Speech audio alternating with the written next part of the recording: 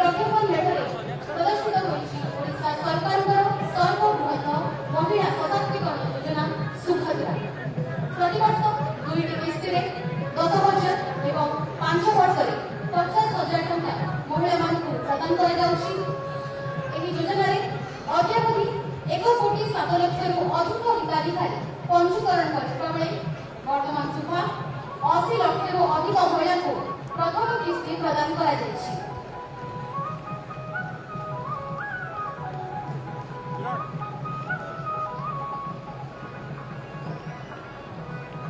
नारी सशक्तिकरण एक चमत्कार निदर्शन सर्वप्रथम आसूसी अग्रभाग रही महिला और शिशु विकास विभाग फ्लैगशिप कार्यक्रम सुभद्रा योजना चमत्कार प्रदर्शन दयाकोरी करताली आम प्रज्ञापन मेढी स्वागत करने महिला और शिशु विकास विभाग द्वारा संचालित कराଯାଉଥିବା ଏହି ଯୋଜନା ସୁଭଦ୍ରା ମାଧ୍ୟମରେ ଆଦ୍ୟ ବୟସରୁ ସଫଳତା ପ୍ରାପ୍ତି ପର୍ଯ୍ୟନ୍ତ ମହିଳାମାନଙ୍କର ଯାତ୍ରାକୁ ବର୍ଣ୍ଣନା କରୁଛି।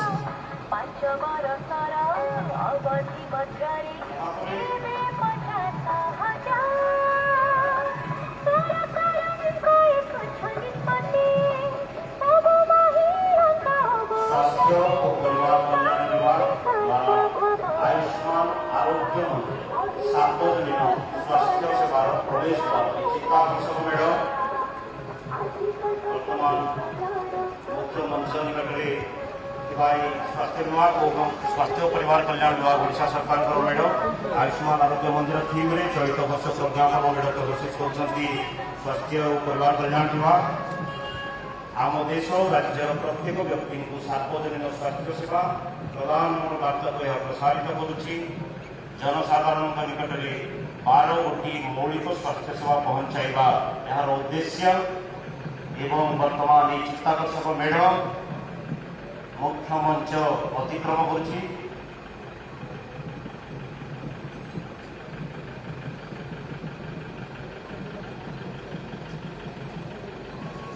पर्वरे विद्यालय और गणशिक्षा विभाग आकर्षित प्रज्ञापन मेढ़ विद्यावंत विद्यार्थी विकसित ओडिशा थीम विद्यालय और गणशिक्षा विभाग प्रज्ञापन मेढ़ प्रदर्शित होउछि। विद्यावंत विद्यार्थी विकसित ओडिशा माध्यम राज्यर शैक्षिक विकास एवं आभिमुख्य को प्रदर्शित कराଯାଇଛି जहाँ संस्कृति और ऐतिह्य ठारू आरंभ करी भविष्य शिक्षक दर्शाଉଛି। गोदावरी मिश्र आदर्श प्राथमिक विद्यालय को प्रज्ञापन मेढ़ प्रदर्शित होउछि। आधुनिक भित्तिभूमि सामूहिक विकास झलक आपण माने एही प्रज्ञापन मेढ़ माध्यम देखा पाउछन्।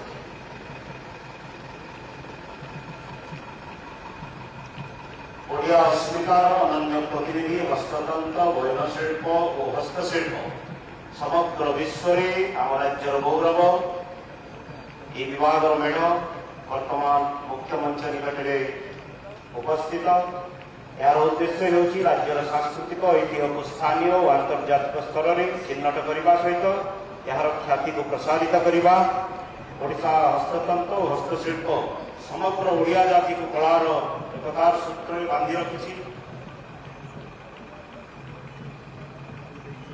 प्रज्ञापन मेढ़े ओडिशार 15टी जीआई टैग मान्यता प्राप्त हस्ततंत्र और हस्तशिल्प उत्पादन को प्रदर्शित करा जायछि।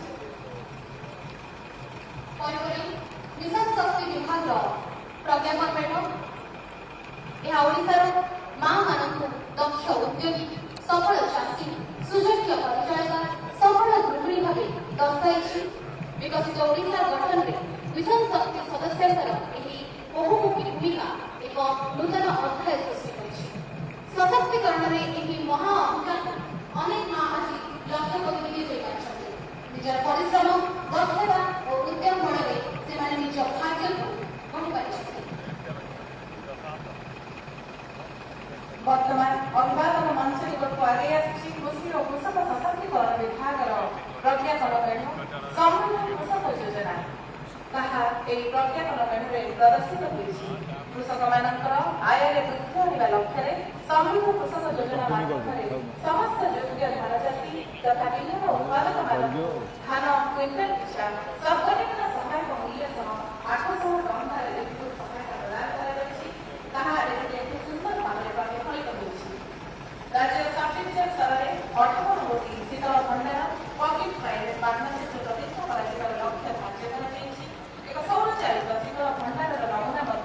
ଏହି ପ୍ରଜ୍ଞାପନ ମେଢ଼ରେ ପ୍ରଦର୍ଶିତ ହୋଇଛି।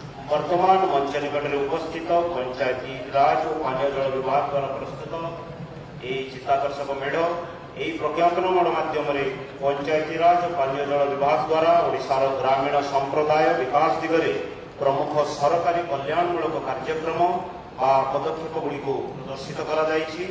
ଗ୍ରାମୀଣ ଗୃହ ନିର୍ମାଣ କ୍ଷେତ୍ରରେ ସଫଳତାକୁ ଦର୍ଶାଇବା ପାଇଁ ପ୍ରଧାନମନ୍ତ୍ରୀ ଆବାସ ଯୋଜନା ଅଧୀନରେ ଏକ ମଡେଲ ଗୃହ ସହିତ PMAYG ଉପରେ ଆଲୋକପାତ କରାଯାଇଛି। ସେହିପରି ଜଳ ଜୀବନ ମିଶନ ଉପରେ ମଧ୍ୟ ଗୁରୁତ୍ୱ ଦିଆଯାଇ ଏହି ମେଢ଼ରେ ତାହା ପ୍ରଦର୍ଶିତ କରାଯାଇଛି।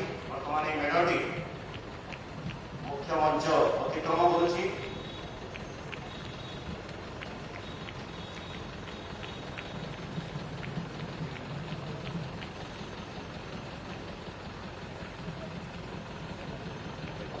ପରେ ପରେ ଏକ ସୌହାର୍ଦ୍ଦ୍ୟପୂର୍ଣ୍ଣ ବିଶ୍ୱନତ ପ୍ରଦର୍ଶିତ କରୁଥିବା ଏହି ପ୍ରଜ୍ଞାପନ ମେଢ଼ ମେଟ୍ରୋ ଟ୍ରେନ୍ ପ୍ରକଳ୍ପ, ମୋ ବସ୍ ସେବା, ଡବଲ ଡେକର ମୋ ବସ୍, ସଶକ୍ତ ମହିଳା ଡ୍ରାଇଭରଙ୍କ ନେତୃତ୍ୱରେ ମୋ ରିକ୍ସା ଏବଂ ଅତ୍ୟାଧୁନିକ ଓଡ଼ିଶା ଯାତ୍ରୀ ଆପ୍ ଭଳି ଗୁରୁତ୍ୱପୂର୍ଣ୍ଣ ପଦକ୍ଷେପ ଉପରେ ଆଲୋକପାତ କରୁଛି। ଦକ୍ଷତା ବିକାଶ ଏବଂ ବୈଷୟିକ ଶିକ୍ଷା ବିଭାଗ ଦ୍ୱାରା ପ୍ରସ୍ତୁତ ଦକ୍ଷତା ବୃଦ୍ଧି କ୍ଷେତ୍ରରେ ପାରଦର୍ଶିତା ଥିମ୍ ନେଇ ଚିତ୍ତାକର୍ଷକ ମେଢ଼ ଏହି ପ୍ରଜ୍ଞାପନ ମେଢ଼ଟି ଦକ୍ଷତା ବୃଦ୍ଧି କ୍ଷେତ୍ରରେ ଓଡ଼ିଶା ପାରଦର୍ଶିତାକୁ ପ୍ରଦର୍ଶିତ କରୁଛି, ଯାହାକି ପାରମ୍ପରିକ ବାଣିଜ୍ୟର ଇତିହାସ ନୂତନ ଦିଗର ପ୍ରାଦ୍ୟୋଗିକ କୌଶଳଗୁଡ଼ିକର ଉଦୟକୁ ମଧ୍ୟ ସମନ୍ୱିତ କରୁଛି। ବିଶ୍ୱ ଦକ୍ଷତା କେନ୍ଦ୍ର ୱାର୍ଲଡ ସିଟି ସେଣ୍ଟର ଦକ୍ଷତା ବିକାଶ କ୍ଷେତ୍ରରେ ଓଡ଼ିଶା ନେଇଥିବା ନେତୃତ୍ୱର ପ୍ରତୀକ ଭାବରେ ରହିଛି ଏବଂ ସ୍କିଲ୍ ଇନ୍ ଓଡ଼ିଶାର ସ୍ପଷ୍ଟ ଭାବରେ ପ୍ରଦର୍ଶିତ କରାଯାଇଛି। ପରେ ପରେ ପର୍ଯ୍ୟଟନ ବିଭାଗର ଆକର୍ଷଣୀୟ ପ୍ରଜ୍ଞାପନ ମେଢ଼ ଇକୋ ରିଟ୍ରିଟ୍ ଓଡ଼ିଶା, ମାଣିଆବନ୍ଧ ଗ୍ରାମ ଏବଂ ରଘୁରାଜପୁର ଗ୍ରାମକୁ ପ୍ରଦର୍ଶିତ କରୁଛି ପର୍ଯ୍ୟଟନ ବିଭାଗର ଏହି ପ୍ରଜ୍ଞାପନ ମେଢ଼। ମେଢ଼ର ପଛଭାଗରେ ରହିଛି ରଘୁରାଜପୁର ଗ୍ରାମର ଐତିହ୍ୟ କାରିଗରୀ, ଯାହା ପଟ୍ଟଚିତ୍ର ଏବଂ ଗୋଟିପୁଅ ନୃତ୍ୟ ପାଇଁ ଜଣାଶୁଣା। ଏହି ପ୍ରଜ୍ଞାପନ ମେଢ଼ଟି ଇକୋ ପର୍ଯ୍ୟଟନରୁ ଆରମ୍ଭ କରି ଏହାର ସମୃଦ୍ଧ ହସ୍ତତନ୍ତ ଏହି କଳାତ୍ମକ ପରମ୍ପରା ପର୍ଯ୍ୟନ୍ତ ଓଡ଼ିଶାର ବିବିଧ ଐତିହ୍ୟକୁ ପ୍ରତିଫଳିତ କରୁଛି। ବାଣିଜ୍ୟ ଓ ପରିବହନ ବିଭାଗ ଦ୍ୱାରା ପ୍ରସ୍ତୁତ ଏହି ପ୍ରଜ୍ଞାପନ ମେଢ଼ ଯାହାକି ମଲ୍ଟିମୋଡାଲ ସଂଯୋଗ ପରିବର୍ତ୍ତନଶୀଳ ଯାତ୍ରାକୁ ସୂଚିତ କରୁଛି। ଓଡ଼ିଶା ସରକାରଙ୍କର ବାଣିଜ୍ୟ ଓ ପରିବହନ ବିଭାଗ ପକ୍ଷରୁ ସାଧାରଣତନ୍ତ୍ର ଦିବସ ପ୍ରଜ୍ଞାପନ ମେଢ଼ରେ ସମୃଦ୍ଧ ଓଡ଼ିଶା, ଐତିହ୍ୟ ଏବଂ ବିକାଶ ବିଷୟବସ୍ତୁକୁ ସୁନ୍ଦର ଭାବରେ ଏଥିରେ ଉପସ୍ଥାପନା କରାଯାଇଛି।